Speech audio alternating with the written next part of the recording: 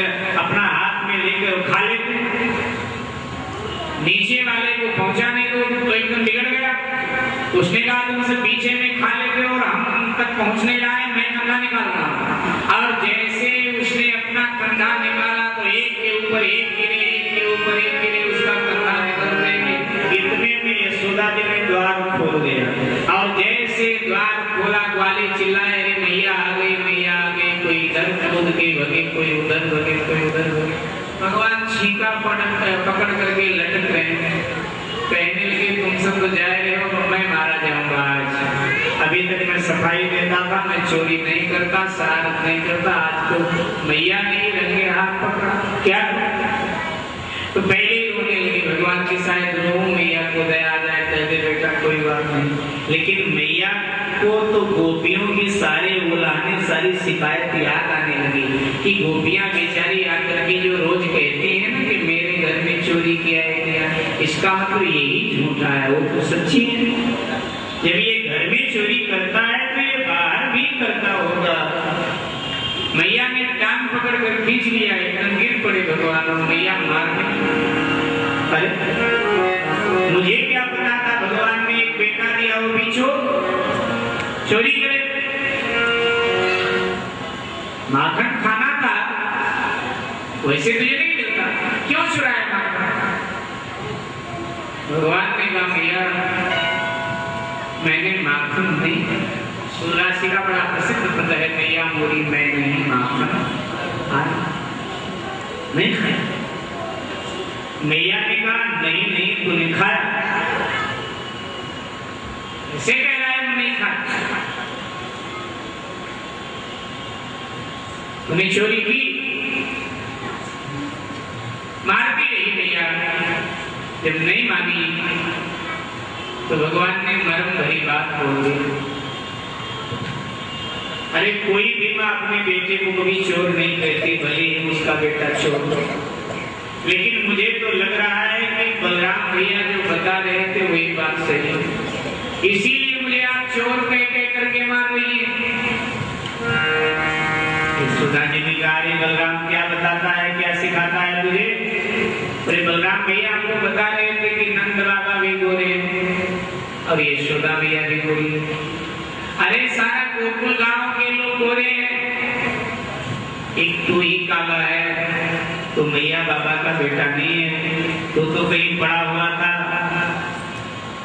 सड़क पर बाबा को मिल गया, बाबा ने उठा के मैया को दे दिया, मैया ने बलराम रोज मुझे ये कह करके खिजाता है, मैया में दाऊ बहुत खिजाव है, मुझे चिढ़ाता है दाऊ,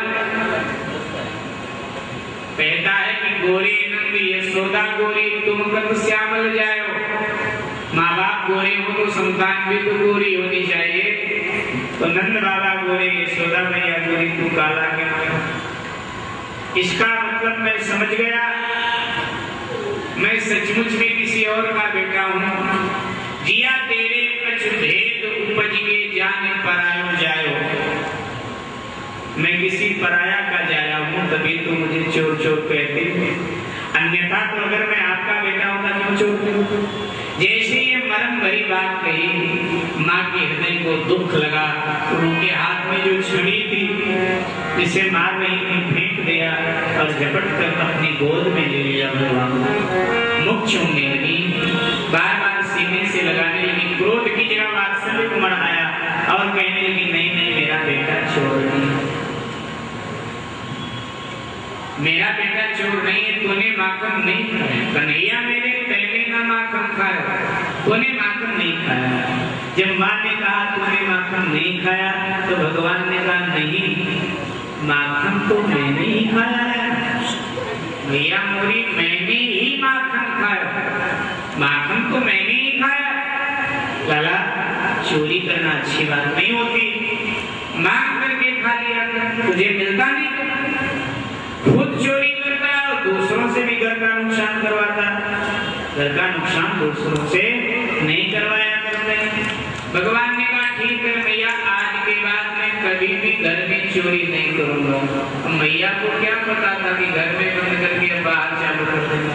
मैया ने सोचा चलो थोड़ा भूल किया, मेरा लाला सुधर गया, अब कह दिया कि चोरी नहीं करूंगा घर में, तो इसका मतलब चोरी नहीं करेगा, लेकिन भगवान का कहना था घर में नहीं करूंगा, बाहर की थोड़ी कह रहा हूँ। भगवान ने घर में चोरी नहीं। बात आई। अगले दिन सब ज्वाले इकट्ठे हुए, भगवान ने कहा हमको पकड़वा के तुम सब भाग गए। बोले क्या करें माता, मैया आए। आप ब्रज के हर घर में चोरी होगी, चोरी भी मात्र और किसी चीज की चोरी। रोज शिकायत यशोदा जी के द्वार पर। यशोदा जी परेशान पूछती हैं, कहते हैं मैया तो झूठे दोष लगाती हैं, उनको गोपियां चिढ़ती हैं, पता नहीं का है। मैया को अल्पता कहना पड़ा, मैं मानने वाले नहीं, रखे हाथ लाओ। एक दिन का हो जाए, तुम सब तो रोज आ जाती हो, कोई तुमने शायद आपस में सलाह बना रखा, कभी कोई आती हो कहते मेरे घर चोरी किया, कभी कोई आती हो कहते मेरे घर चोरी किया। इसका मतलब रोज चोरी करता रहता मेरे नजरों के सामने। तुम्हारे यहाँ कैसे पहुंचा? मैया भी आश्चर्य ना, जो दूध दही